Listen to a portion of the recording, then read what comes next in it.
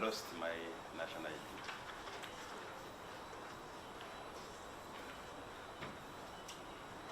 In which year were you born?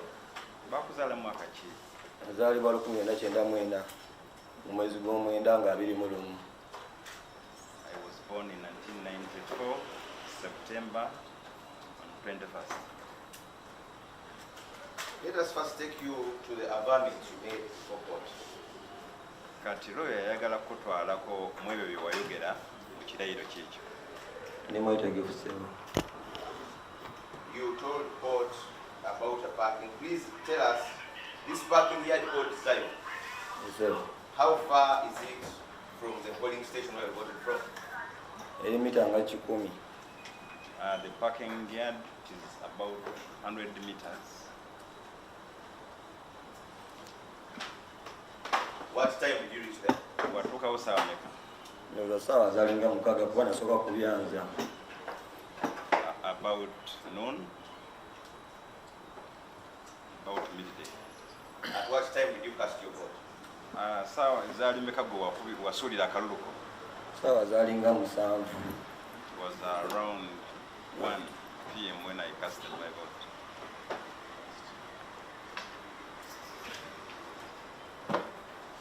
And which people, tell us which people you found at the, whom you knew, whom you found at the polling station, whom you knew by name.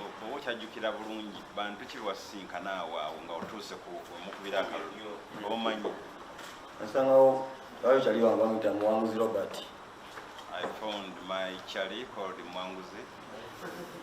Robert, my friend. Where does Robert stay? Robert abeerawo. Robert abeerawo ku Zion. Stays at Zion parking. That's where his home is. Era waabeera ddala amaka ge gali. Amaka ge sigamanyi naye waabeera waakolera. It's where he works from. It's where I know. And where is your home to yourself? Ate gwe abeerawo. Nange mbeera mu Kiganda naye ssaawa siriiwo. I also stay in Chiganda, but at the moment I'm no longer there. I'm no longer there.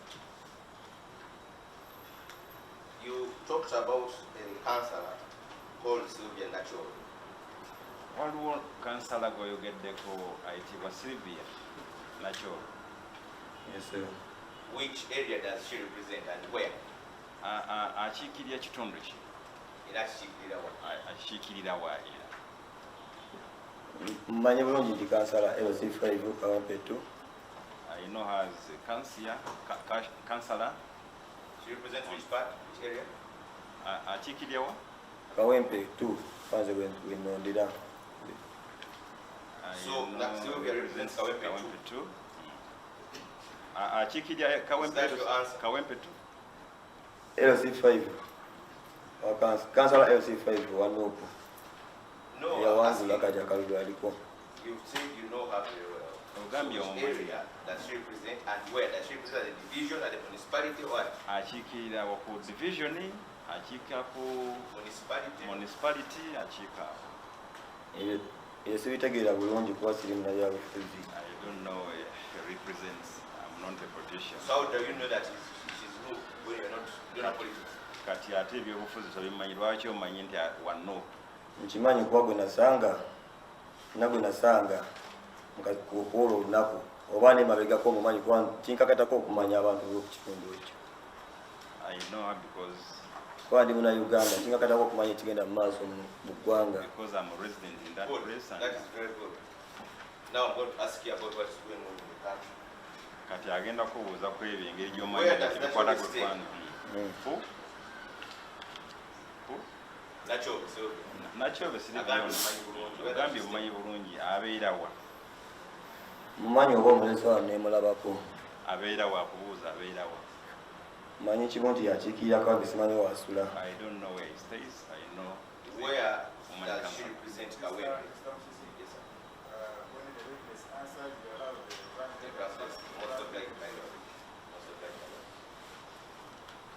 Where or which state does she represent Kawempe 2? Owa gy'akiikirira omumanyi nga kansala naye akiikirira kitundu ki? LC5 mu kitundu kyembeeramu. He residence on L5 in the place where I reside. And for how long has she represented that area? Amaze ebbanga ki nga kikkira ekitundu ekyo.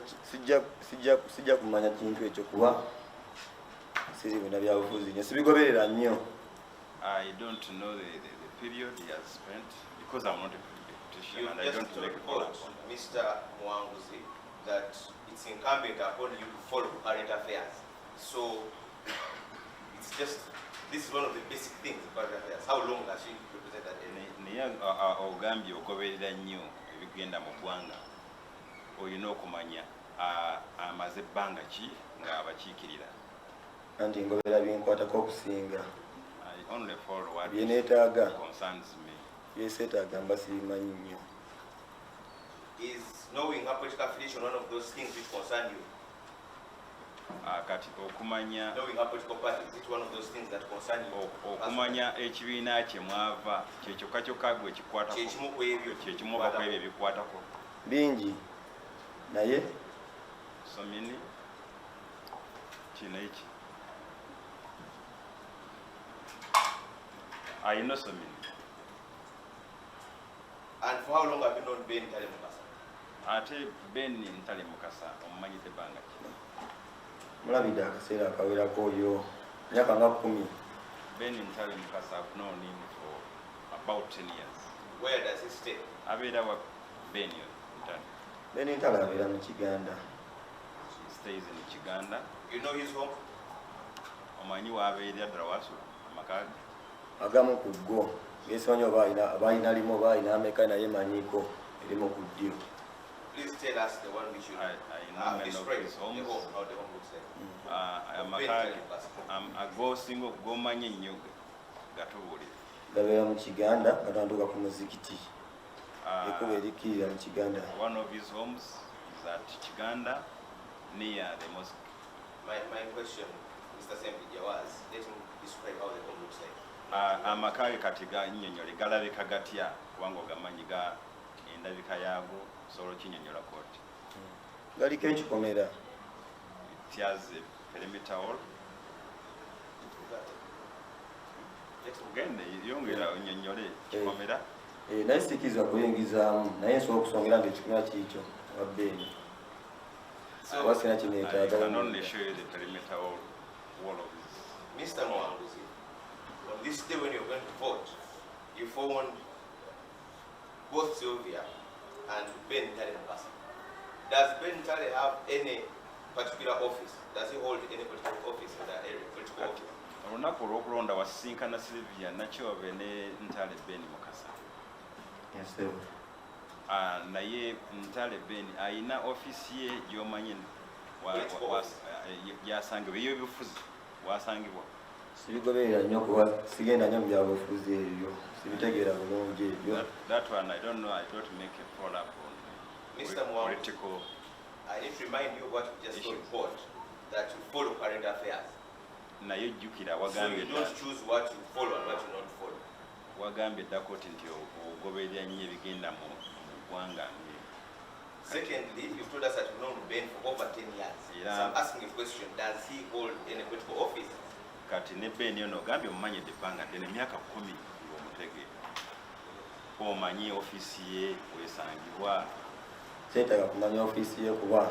No, if you don't know, my answer is whether you know or not. I don't need to know his office. You know or you don't? Omanyi wayesangibwa oba tomanyi? No, if he has, not wesangibwa. A political office like councillor, chairman, that's what I'm asking, not a physical one. Okimanyi nti alina office. Ekifo. Manyi wuwe wegambye simanyi ofiisi simanyi wakolera. Naye nkimanyi kansala LC3 mu Kiganda zone. I know his home and I only know that he's a councillor. Which area does he represent? Akiikirira kitundu ki? Kiganda zone Kawempe 2. Kawempe 2. Kiganda zone in Kawempe 2. So, apart from the two and Omujulizi, your friend, which other people were at Zion? Kati okuva ku bana ababiri naawe tukyabalala baali awo mu Zion Park. Bangi babeera buli lunaku naye saasobola kumanya ku lunaku olwo baalala kuba ye Now gunasanga. asking, Which did you know any other person there? Or you know, That day, what happened on polling day? Kunaku lokulonda lwennyini olina ku bantu abalala bewalaba bomanyi okyajjukira. Nalaba bangi. Mention two. I saw many people. Naye menyayo abantu bakiri babiri okuva ku bano. Okuva kwabo babiri. Ojjukira abaaliwo. You don't know any? Tomanyi? Mbamanyi naye mbamanyi face. Simanyi manya gaabwe. You don't know the names? I know them by face. I don't know their names. When you are walking to your polling station, Clinton Junior School, Yes. the way to the polling station is not through the parking yard, correct? Kakati bw'oba ogenda wemulondera ku Clinton Junior School. You don't go through the parking yard. Ekkubo erikutwala teriyita mu parking yard ya Zion. Simuliyita. Bw'oba ogenda ekifo ekyo ekyokulondera mu Clinton Junior School, ekkubo erikutwala liyita mu parking yard oba teriyita mu parking yard? Teriyitamu. It doesn't go through parking yard. In fact, most of the people who voted at Clinton didn't go through the parking yard or didn't pass by the parking yard. Era agamba kituufu abantu bonna abagenda okulonda tebayita mu parking yard kubanga tewaliko. Kituufu? Tewaliko. It is true. There is no path there. So there was no reason why a person going to vote would go to a parking yard unless he has gone for a different reason at the parking yard. Ekitegeeza tewali nsonga muntu eyali emutwala mu parking yard. Omuntu agenda okulonda kuyita mu parking yard. Tewali nsonga yonna emutwala. Tewali okujjako ng'ogenze kujjayo kintu kyoba piki oba ki. There was no any reason. And on this day you didn't have any motorbike at the parking yard. You. Kati naawe wenyini kolo mu parking yard eyo tewalinayo pikipiki. Sigi parking amu parking wala nnyo ko. I don't park in that parking yard. But you don't even work there at the parking yard. You've never worked there. Era sijokolera. Siwe nkolera just mbeerawo bezi. I don't work from that parking yard. I only chill from there. The only reason why a person who is going to vote would go to a parking yard would be to get any other issue not to do with voting. Ekitegeeza omuntu yenna aba agenze mu parking yard eyo ya Zion aba agenzeeyo ku bibye mu nsonga ze. So tebyali nga si byakulonda. Mpozi ng'olina ky'oyagalayo naye nga tewali kuba oliyitamu. Unless you need something there, but there is no path. And similarly, to use your words, the only reason why you went there had nothing to do with the elections. You had another agenda, not to do with the voting. Nga bw'okigambye nti omuntu aba alina ky'ayagala ebwagazi naawe kwolwo okugendayo wali olina by'oyagala ebwagazi. It is true. I just needed some things there. Have you ever seen or met Ben Ntale Mukasa, whom you have known for over 10 years, with Honorable Nalukola? Waliosinkanyeeko Ntale Ben Mukasa gw'omanyidde emyaka 10 nga bwo kirambikidde kooti ng'ali ne Nalukola? I've never seen Ben Ntale with Nalukola on that day. And you know Honorable Nalukola very well. Ate Honorable Nalukola ye mumanyi bulungi? Simumanyi bulungi naye wamulaba nsobola omutegeera. I don't know him properly, but when I see him I can identify. He's in court. Look at the people in court. Is he there? Mwali wano mu kooti oba tali mu bantu abali wano mu kooti?